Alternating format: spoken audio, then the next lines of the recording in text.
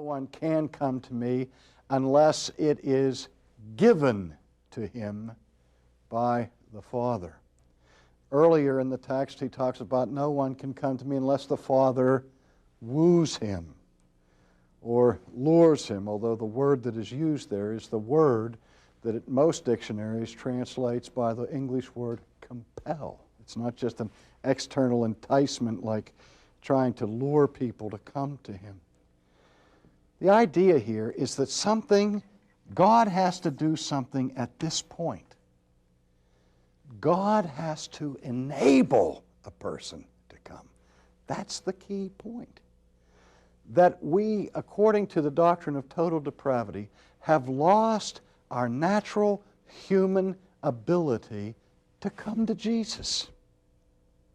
We still make choices, but we make our choices according to our desires. That's the essence of freedom, to be able to choose according to your own desires or inclinations. But it's a double-edged sword. Not only are we free in the sense that we choose according to our desires, but we cannot not be free at that point.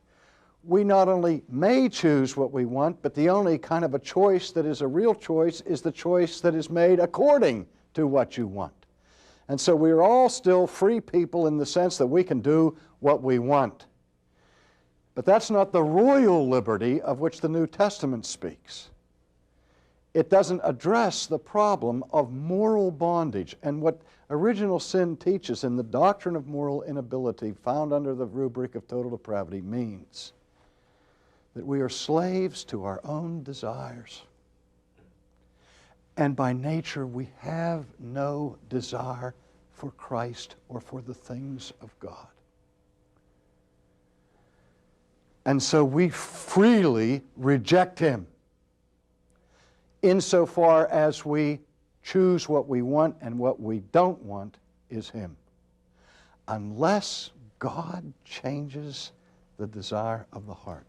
You see, that's why it's not called natural inability, or it's called moral inability. We don't have the power or the ability to love the good. For that to happen, we have to be changed.